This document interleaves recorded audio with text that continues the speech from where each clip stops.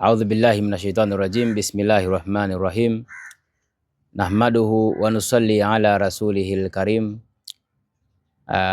Ikiwa leo ni tarehe 4 hii katika tarehe 3 kuelekea tarehe 4 leo kuelekea katika mwezi wa Rabiul Awwal. Assalamu alaikum wa rahmatullahi wa barakatuh. Leo nataka tuzungumzie moja kati ya jambo ambalo linatukumba sisi wenyewe katika umma, katika ulimwengu huu ambao tunaishi nalo, ni kwamba kuna aina 3 za wazayuni kwa sasa hivi. Kuna Islamic Zionism, kuna Christian Zionism na kuna Jews Zionism.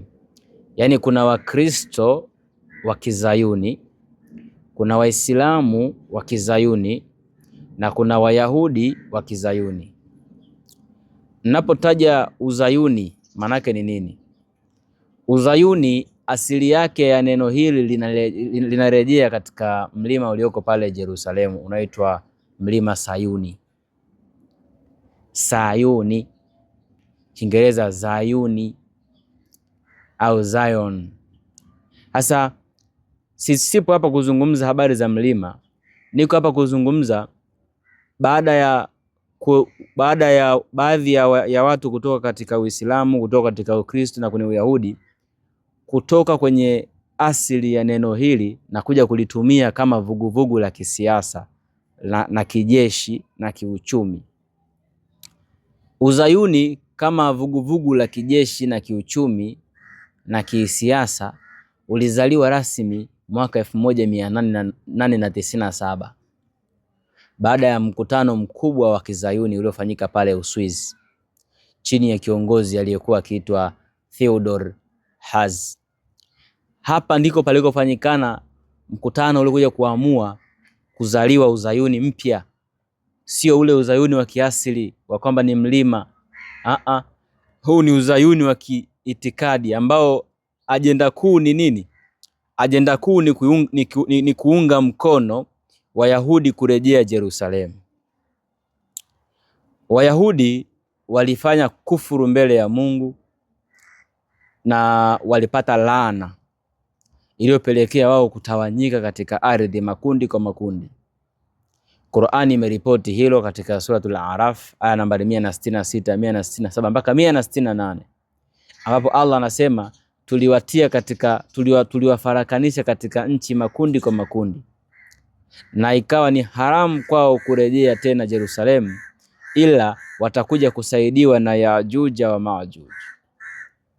Lakini pia katika Bible, katika Biblia, katika Injili, katika Torati, ukienda katika Kumbukumbu la Torati 28, 15, 16 mpaka unafika 24, Mwenyezi Mungu aliwaambia wana wa Israeli, mniheshimu.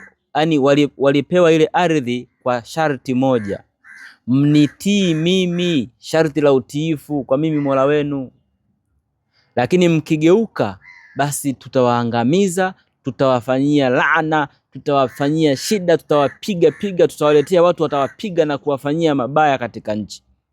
Kwa hivyo baada ya Wayahudi kufanya kufuru, ikiwemo kumuua Nabii Yohana na hata kutaka kujaribu kumuua Nabii Isa alayhi salam, Yesu Kristo, Mungu aliwalaani na kuwatupa katika miji mbalimbali, wakawa watumwa huko.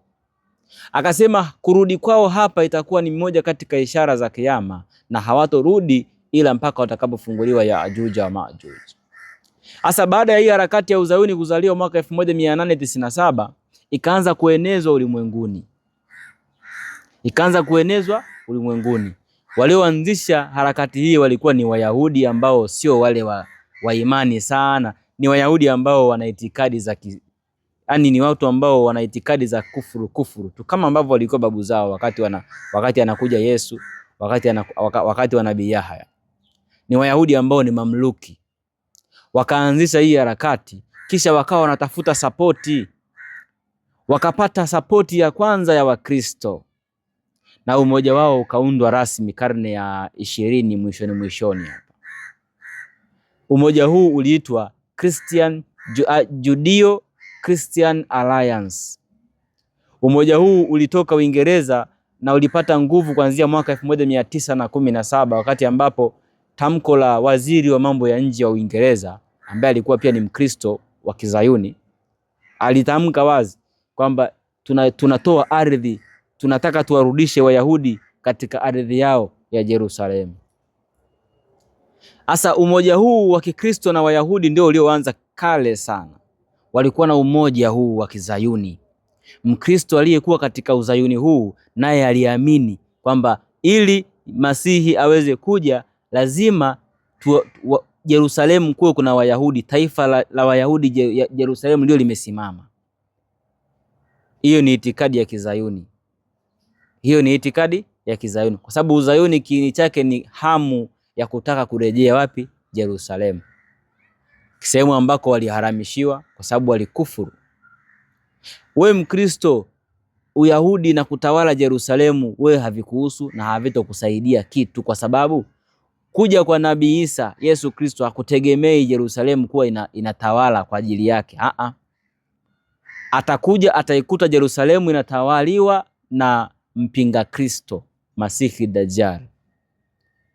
We hata una time, yani hata ikuhusu. Yani kitendo cha Wakristo hawa kwenda kuungana na hawa Wazayuni wa Kiyahudi kinakuja kutajwa kwenye Qur'ani, ambacho tumeambiwa tusije tukafanya nao urafiki hata siku moja.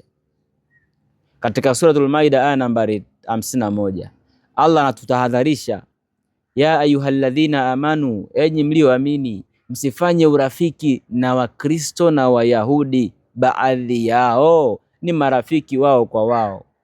Kwa maana ya kwamba kuna baadhi ya Wakristo walisaliti Ukristo wenyewe wakajiunga na huu Uzayuni, na hawa ndo ninaowataja hapa, Wakristo walioasisi walioingia kwenye Uzayuni kuanzia mwaka 1900 mpaka kufikia 1917. Asa Uzayuni wa Kikristo huu ulioingia hapa ndo ukatimiza lile kundi kwenye Al-Maida 51 kwamba walitoka baadhi ya Wakristo na kuingia katika Uzayuni, na Wayahudi pia baadhi yao, sio wote, baadhi yao walitoka, wale ambao wana mitazamo ya kisekula wakaingia kwenye Uzayuni. Umoja huu mpaka leo upo na unapewa nguvu sana. Miaka ya 70 umoja huu ukaenda Marekani, na leo uko pale Marekani una nguvu sana. Christian Zionism wana itikadi kwamba lazima Mayahudi warejee Yerusalemu pale kabla Yesu hajaja. Lakini pia ukiishia pale peke yake, ukaenezwa duniani kote, hasa Afrika. Sisi watu wa Afrika Mashariki ulikuja. Ndio maana hata kuna baadhi ya Wakristo wa Kitanzania hapa wanatamani kwamba Wayahudi watawale pale. Hawajui maskini. Huo ni Uzayuni wa Kikristo. Uzayuni sio Ukristo wenyewe, ni Uzayuni. Harakati ya Kizayuni ni harakati haramu katika vitabu vyote. Ni harakati ambayo inaenda against na Mwenyezi Mungu. Kwa hivyo Zionist Christians na Wayahudi wa Kizayuni hawa, umoja huu ndio tulikatazwa kuungana nao. Waislamu pia wanaingiaje katika hii Zionist? Waislamu tunaingia kwenye hii Zionist movement kwa wale ambao wanakubaliana na itikadi za Kiisraeli. Wale ambao wanakubaliana na itikadi za Israeli kutawala pale Mashariki ya Kati na kuwa tawala kiuchumi, kijeshi, wale ambao wanakubaliana na hilo ndo wanaingia katika huu umoja ambao Allah ameonya tusiuingie. Kwa mfano sasa hivi kuna mkataba wa Abraham Accord. Abraham Accord inakutaka wewe uweke urafiki na Israeli na uitambue Israeli. Mataifa ya Waarabu ambayo ndani yake yana Waislamu wengi, viongozi wake wamesha saini huu mkataba. Washatia saini kwenye huu mkataba wa Abraham Accord. Jambo ambalo linafanya Muislamu huyu awe ni of course mikataba ya viongozi sio mikataba ya raia. Lakini Muislamu anayekubaliana na mkataba huu anakuwa naye ni miongoni mwa Wazayuni. Na hapo Mashariki ya Kati tuna Wazayuni kibao hapo wa Kiislamu. Wanaongoza nchi zile za Waislamu pale. Sehemu ambako Wazayuni hawapo ndo hizi zinasumbuliwa kwa sasa, kama Saudi Arabia. Wazayuni bado hawajapanda sana mbegu zao, yani hazijatoa athari kubwa sana kama Saudi Arabia. Kwa hivyo huo ndo umoja ama ushirikiano ambao umetajwa kwenye Qur'an Christians Judeo Alliance. Na sasa hivi kule Marekani kuna mpaka wanasema CUI kwamba Christian Unite for Israel, yaani wana itikadi hiyo. Lakini niseme tu kwamba kuja kwa Nabii Isa hakutegemei Wayahudi kutawala pale, na kama wanawadanganya kwamba wale Wayahudi watatawala pale kwa wema na kwa urafiki, basi hayo ni makosa makubwa, kwa sababu inaelezwa wazi katika vitabu vyetu vya maandiko ya Mwenyezi Mungu ya kwamba hawa wanaokuja kutawala sasa hivi hapa hawana baraka za Mungu, wanakuja kimabavu, na Mungu anasema itakapofika ahadi yangu ya mwisho nitakukusanyeni tena pamoja. Mwenyezi Mungu anawakusanya pale saizi kwa ajili ya kifo chao. Ule muda wa kuisha kwao wa kuishi hapa umefika mwisho, ndio Mungu anawakusanya pale Yerusalemu kwa sasa. Wanakusanywa kwa ajili ya kuelekea kwenye kiyama chao. Ndicho ambacho kinaendelea pale. Muislamu, Mkristo, Myahudi wa kweli hatakiwi kujiunga na hii harakati ya Kizayuni.